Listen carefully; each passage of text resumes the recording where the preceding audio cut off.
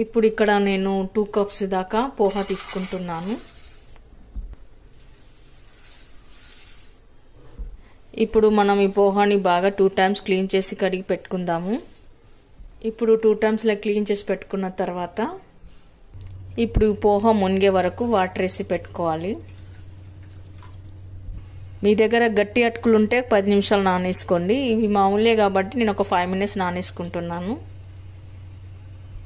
ఇప్పుడు 5 మినిట్స్ తర్వాత మనం ఈ పోహాని ఇందులో వేసి పేస్ట్ చేసుకోవాలండి. మరి పేస్ట్ లాగా కాకుండా చేసి పెట్టుకుందాము. ఇలా మిక్సీ చేసి పెట్టుకోవాలన్నమాట. మిగతాది కూడా వేసి పెట్టుకుందాము.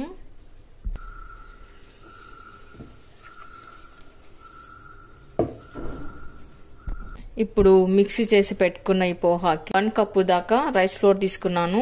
2 కప్పుల పోహాకి 1 కప్పు రైస్ ఫ్లోర్ తీసుకున్నాను. బియ్యం పిండి నేను 1/2 కప్పు వరకు తీసుకున్నాను. తర్వాత సన్నగా కట్ చేసి పెట్టుకున్న కరివేపాకు కొత్తిమీర కూడా వేసుకుందాము. తర్వాత కొద్దిగా ఇప్పుడు సాల్ట్ కూడా వేసుకుందాము. ఇప్పుడు మనం దీన్ని చపాతీ పిండిలాగా తడిపి పెట్టుకోవాలి. వాటర్ వేయాల్సిన అవసరం లేదండి. అంతే ఇలాగే మనం తడిపి పెట్టుకుందాము. అలాగే ఇందులో కొద్దిగా కారం కూడా వేసుకుందాము. రెడ్ చిల్లీ పౌడర్, కొద్దిగా పసుపు కూడా వేసుకుందాము.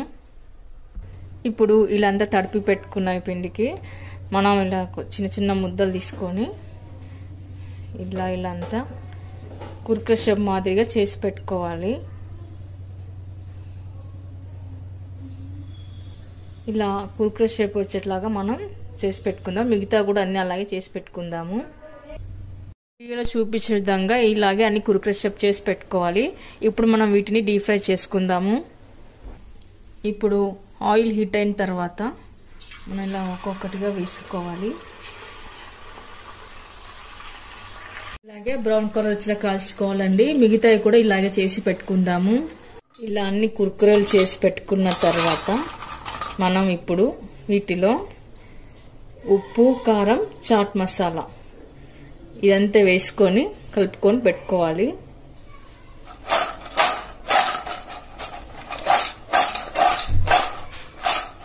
ఓకే అండి, చాలా సింపుల్గా అండ్ చాలా టేస్ట్గా ఉండే పోహా కుర్కురే రెడీ అయింది.